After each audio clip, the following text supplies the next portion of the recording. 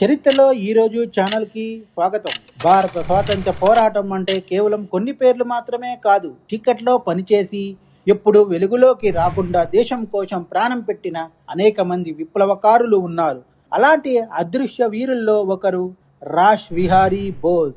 ఆ రోజుల్లో బ్రిటిష్ ప్రభుత్వం భారతదేశాన్ని తన చేతుల్లో బంధించి ఉంచింది. కానీ రాష్ విహారీ బోస్ మాత్రం అన్యాయాన్ని తట్టుకోలేకపోయారు.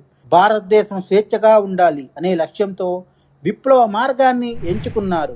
బ్రిటిష్ పోలీసులు ఆయన కోసం వేటాడేవారు. కానీ ఆయన ఒకసారి సాధారణ వ్యక్తిలా, మరోసారి సన్యాసిలా, ఇంకోసారి ఉద్యోగిలా వేషాలు మార్చుకొని తప్పించుకునేవాడు. అందుకే ఆయనను చాలామంది మాస్టర్ ఆఫ్ డిస్గైజ్ అని కూడా అన్నారు.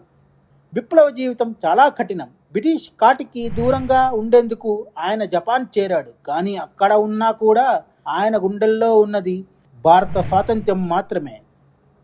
జపాన్లో ఉండి కూడా ఆయన చెయ్యి ఆగలేదు. భారత విప్లవకారులకు సహాయం, స్వాతంత్ర్య ఉద్యమానికి అంతర్జాతీయ మద్దతు, భారత స్వాతంత్ర్య లీగ్ ఏర్పాటు, అంతేకాదు తరువాత భారత స్వాతంత్ర్య పోరాటంలో ఐఎన్ఏ ఆజాద్ హింద్ ఫౌజ్ నిర్మాణానికి ఆయన చేసిన పాత్ర చాలా కీలకం. ఏ పోరాటమైనా శరీరాన్ని అలిసిపోనివ్వదు. చివరికి 1945 సంవత్సరం జనవరి 21వ తేదీన జపాన్లోని టోక్యోలో రాష్ విహారీ బోస్ 58 ఏళ్ల వయసులో కన్ను మూశారు. అతను చనిపోయాడు. కానీ అతని లక్ష్యం చావలేదు. భారత స్వాతంత్ర్యానికి పునాది వేసిన అదృశ్య విప్లవకారుడిగా రాష్ విహారీ బోస్ పేరు చరిత్రలో శాశ్వతంగా నిలిచిపోయింది. దేశం కోసం తన పేరు కాదు, తన ప్రాణం ఇచ్చిన వీరుడు రాష్ విహారీ బోస్.